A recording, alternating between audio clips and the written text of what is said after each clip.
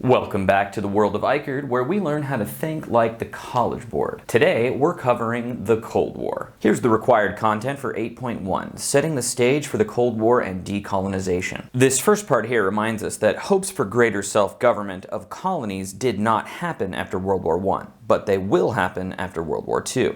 We'll start covering that in topic 8.5, decolonization. For now, let's look at this. Technological and economic gains experienced during World War II by the victorious nations shifted the global balance of power. The victorious nations were the Allies, and the most important allies were the United States and the Soviet Union. Technological gains refers especially to nuclear power, with the United States' creation of the atomic bomb in 1945. The USSR developed their own atomic bomb in 1949. Governments also invested heavily in other innovations in computing, jet propulsion, rocketry, and many other things that proved useful after the war ended. As for economic gains, the United States was the biggest winner. Its government's large investments in wartime manufacturing made it the arsenal of democracy, greatly expanding its industrial capacity. After World War II, the US share of global GDP was 50%. But the Soviet Union also emerged with substantial economic gains, even though it paid an enormous sacrifice and lost 10% of its population. Its rapid industrialization that had occurred in Stalin's 5-year plans had gone into overdrive for war production. Furthermore, the Soviet Red Army had occupied all of Eastern Europe and the eastern half of Germany, giving it access to more resources than ever before. World War II had been even more destructive than World War I. Japan and Germany were in ruins from their total defeat. France, Britain, and other European nations also experienced widespread devastation. At this point in history, we no longer talk about the great powers. Instead, we refer to the two superpowers, the USA and the USSR. The rivalry between these two giants is called the Cold War. So now, 8.2, the Cold War. Here's the required content. Let's start with this. The global balance of economic and political power shifted during and after World War II and rapidly evolved into the Cold War. Even before World War II was over, tensions were building. The leaders of the United States, Soviet Union, and UK met at the Yalta and Potsdam conferences to discuss how to end the war and what to do when it was over. There were some things they all agreed on, including the division of Germany into zones for each Allied power to occupy, and the creation of the United Nations. But the US and Britain wanted countries in Eastern Europe to establish democracies with free and fair elections, believing that would maintain peace and prosperity. Stalin had different goals. He wanted to establish communist governments, which would be heavily influenced by the Soviet Union, that would serve as buffers against any future invasions like they experienced from the Nazis. Communist governments were created throughout Eastern Europe, including Poland, Czechoslovakia, Hungary, and many others, notably East Germany. Europe was now divided into two clear halves, a communist East under control of the Soviet Union, and a capitalist West under the influence of the United States. Almost immediately after World War II, the Cold War had begun. The Cold War was an ideological rivalry. That's why 8.2 has a cultural thematic focus. The core ideological cultural debate was capitalism versus communism. Was it better to have free markets, free trade, and private property? Or was it better to have the state own the resources and control the economy? Was it better to have economic freedom or economic equality? Was it better to have liberal democracy with competing political parties and regular elections? Or was strong authoritarian leadership more suitable to provide stability and order? The two superpowers put forth enormous efforts to win over the rest of the world to their side of the debate. An early example was the US Marshall Plan, which paid billions of dollars to the shattered economies of Europe with the goal of creating a team of rich, developed nations that would be forever grateful to the US and align with its democratic capitalist ideology. This plan was even more successful than they had hoped, and most of the Marshall Plan recipients remain important allies of the United States to this day. The Soviet Union rejected the Marshall Plan aid and created Comecon, which was less about giving away money and more about sharing resources and technology. The Soviet Union tended to extract more resources from its Eastern European allies than it provided, and over the course of the Cold War, the Western European economies became much richer than those in the Soviet-dominated Eastern Bloc. But the Soviet Union also provided meaningful economic and military assistance outside of Europe, often to anti-colonial resistance movements such as in Angola and Vietnam, portraying communism as the anti-imperialist ideology. The United States also aided nations all around the globe, including both anti-imperialists and the imperialists themselves. But an increasing amount of groups and individuals were not willing to pick either side and proposed their own alternatives, especially states in the non-aligned movement. The non-aligned movement was a loose collection collection of many different states, who had many different opinions, but agreed on some core principles. Let's look at three leaders of the non-aligned movement. Sukarno was a major leader of the independence movement against Dutch imperialism and first president of Indonesia. This was a diverse, populous country with thousands of islands and difficult to centralize control. So Sukarno advocated what he called guided democracy, in which he sought to balance the powers of Indonesia's many different political groups, including communists, Islamists, and the military. Next, Kwame Nkrumah, who led a successful independence movement in Ghana and became its first president. Nkrumah advocated Pan-Africanism, believing that people throughout the African continent should work together to build prosperity and stability, completely rejecting the two opposing choices and ideologies offered by the opposing superpowers. Third is Jawaharlal Nehru, who became the first Prime Minister of India when independence was achieved in 1947. And while most of the non-aligned leaders, including both Sukarno and Kwame Nkrumah, were criticized by some for their authoritarian style of governance, Nehru favored a multi-party democracy with regular elections. Most of the non-aligned countries were from the growing group of nations that had successfully gained their independence from colonial rule, and we'll see them all again in the second half of Unit 8. A notable exception to this was Yugoslavia in Eastern Europe, under the leadership of Josip Broz Tito, who was communist but rejected Soviet domination.